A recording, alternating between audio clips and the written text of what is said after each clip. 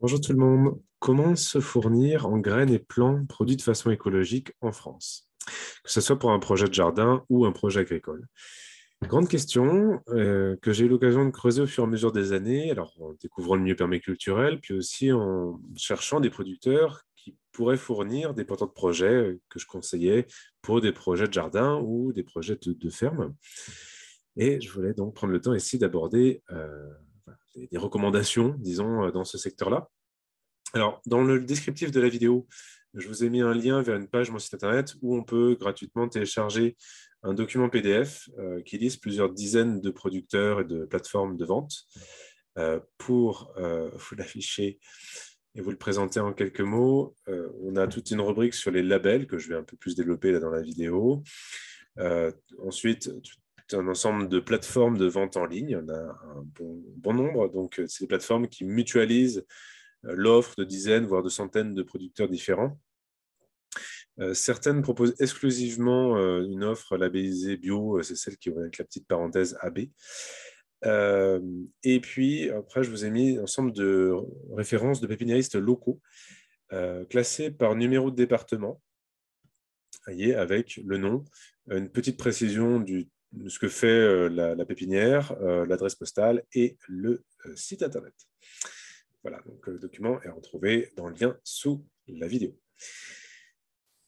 Hop. Alors, on va commencer par une première rubrique qui est celle des labels qui certifient une démarche de production écologique dans le secteur agricole. Le plus connu, c'est donc le label bio. Tous les producteurs certifiés bio se retrouvent sur le site de l'agence bio.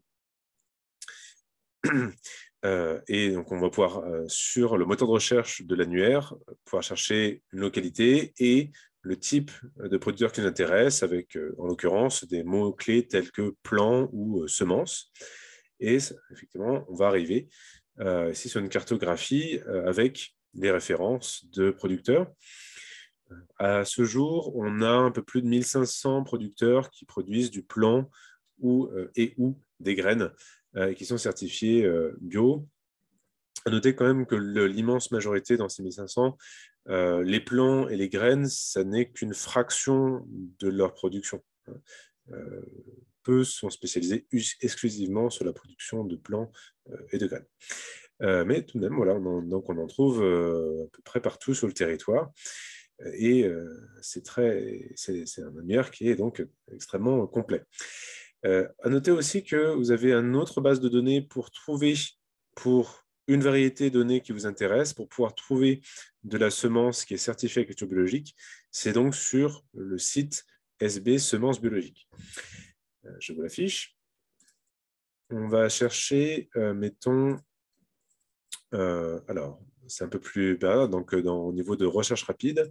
Mettons que je veux chercher une aubergine de la variété de Barbantane.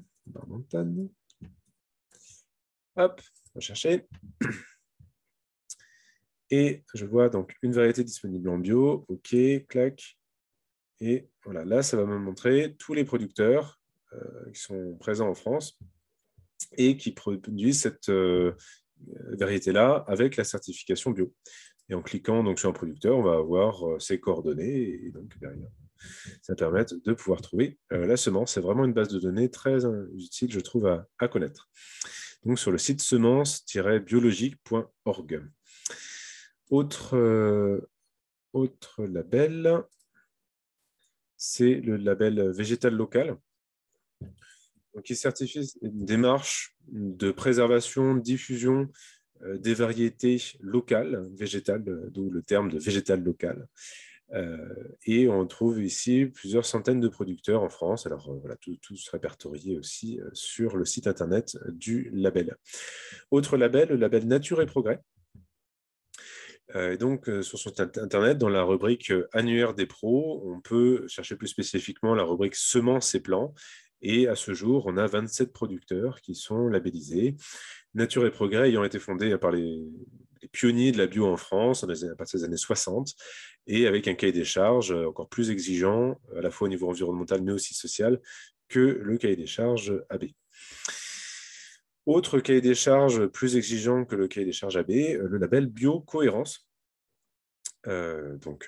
qui dispose d'un site internet sur lequel on peut retrouver les détails de la démarche, du cahier des charges, et qui dispose lui-même de son propre annuaire.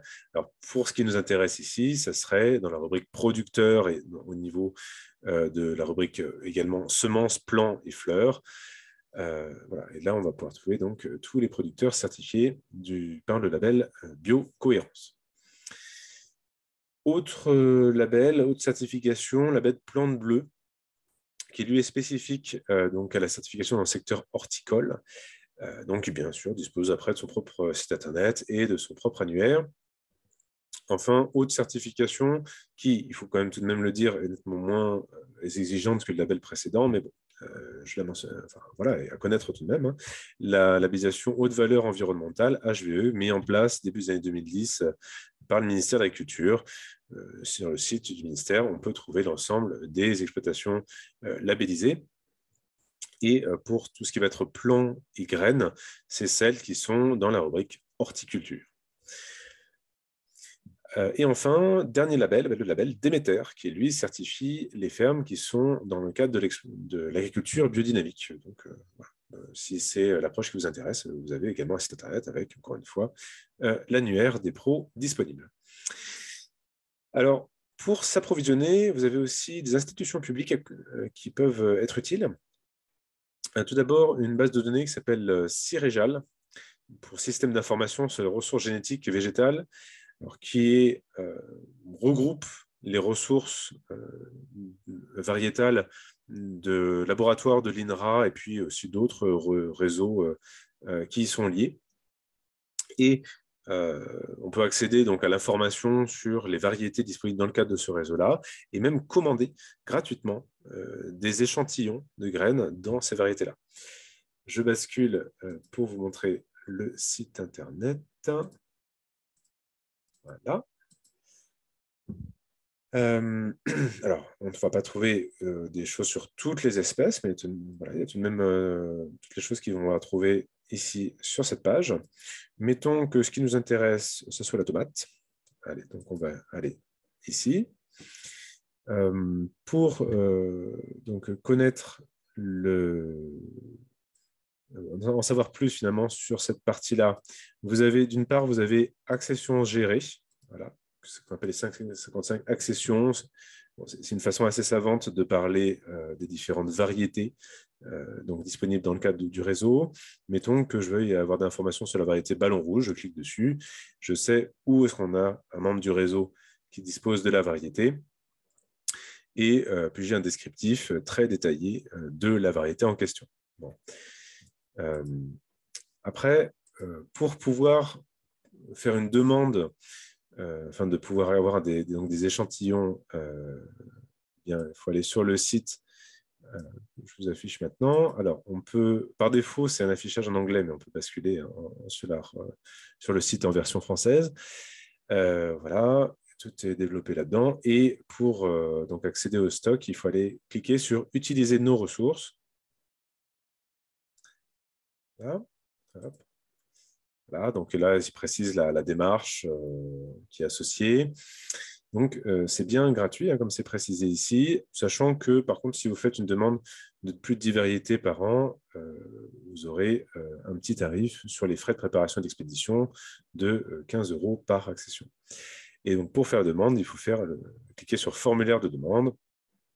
Et là, on va pouvoir remplir avec vos caractères, préciser votre identité et préciser votre demande, sachant que quand même l'objectif du dispositif, c'est à la fois de contribuer à la sauvegarde de ce patrimoine végétal, et puis aussi de favoriser des actions de recherche en matière donc, de variétés végétales, que ce soit des initiatives de recherche privées ou publiques.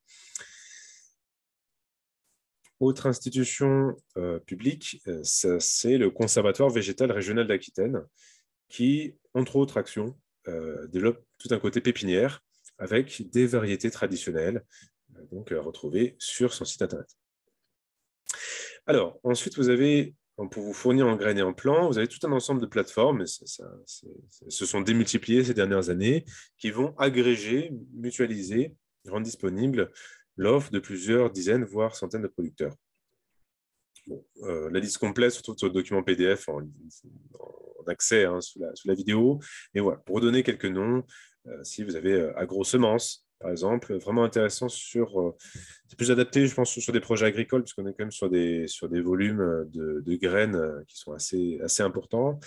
La ferme de Sainte-Marthe également, qui est à la fois un site de production, mais qui, au niveau de son site Internet, regroupe aussi une offre d'une multitude d'autres producteurs. Graines El País, voilà, situé plus dans le sud de la France, c'est d'ailleurs avec des variétés qui sont plus acclimatées à des climats chauds. Germinance, qui mutualise l'offre de producteurs de variétés certifiées biologiques et biodynamiques. L'association Cocopelli, qui œuvre à la sauvegarde et à la diffusion des variétés biologiques et anciennes. Ou encore Semaille, qui a plus de 700 variétés de semences bio, oui, aussi la semence bio, voilà, qui est aussi dans une démarche agroécologique. Après, vous avez beaucoup d'adresses locales. Encore une fois, je vous renvoie sur le document PDF qui en liste plusieurs dizaines.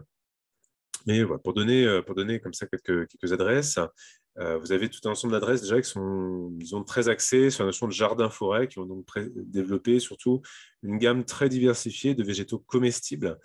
Alors, parmi ceux-ci, on peut citer la Maison du Bananier, qui n'est pas très loin de chez moi, en Loire-Atlantique, encore Atmosphère, dans la Creuse, qui a pensé son catalogue en termes de strates végétales, justement, pour des personnes qui veulent créer des jardins-forêts. Le Jardin des Merveilles, dans le Tarn, pareil, avec une gamme très diversifiée. La pépinière comestible en Touraine, la pépinière permafruits, les bois nousilles, la pépinière Septembre dans le Tarn, ou encore la pépinière Sylvéfruits. Voilà, donc, toutes ces pépinières-là, une gamme très diversifiée, et c'est vraiment très axé sur la notion sur le comestible et c'est particulièrement adapté dans un projet type jardin-forêt. Après, je dirais qu'il y a d'autres pépinières qui vont aussi avoir une gamme très diversifiée, mais c'est en matière de composition du catalogue, c'est un peu plus axé sur la notion de préservation des variétés anciennes, comme les jardins de Péré-Ladas. C'est vraiment à l'interface dans son offre, à la fois entre jardin-forêt et préservation, diffusion de variétés anciennes. Pépinière du Bosc, qui d'ailleurs développe toute une gamme vraiment intéressante d'agrumes rustiques, donc résistants au froid. Les pépinières Jabouin, qui produisent des fruitiers de variétés anciennes, notamment le figuier. Les pépinières d'Auguste aussi. Le potager de santé, là, on venait plutôt sur la rubrique des pépiniéristes qui vont développer plutôt des productions plus spécialisées. En l'occurrence, le potager de santé, c'est sur les semences paysannes avec un travail de sélection pour développer des semences qui sont résistantes à la sécheresse, ont donc des besoins d'irrigation extrêmement réduits. Vous avez également Ribanjou, qui est un producteur très, très connu au niveau national, très spécialisé sur la production, toute une gamme de fruits rouges. Les pépinières de Quissac, en sud de la France, qui notamment développe toute une gamme très diversifiée d'agrumes rustiques, ou encore Figues du Monde, qui, comme le nom l'indique, est spécialisé sur des dizaines de variétés de figues. Ou encore, vous avez Viticabrol, qui est, lui, spécialisé sur la diffusion de plants de vigne de variétés anciennes et résistantes aux principaux parasites de la vigne, Phylloxera, Mildiou, Oïdium, etc. Voilà pour un petit tour d'horizon. Si vous voulez en savoir plus, je vous renvoie donc sur le lien en dessous de la vidéo. Et si vous-même vous connaissez peut-être d'autres adresses, d'autres producteurs, d'autres réseaux que j'aurais peut-être pas mentionné, n'hésitez pas à les mettre dans les commentaires, à les partager. Et puis, écoutez, bon courage à vous tous en ce début de printemps. C'est le moment, je pense, de s'approvisionner pour développer ses jardins, pour développer ses fermes, pour développer ses projets. Et puis, je vous dis à très vite pour notre prochaine vidéo.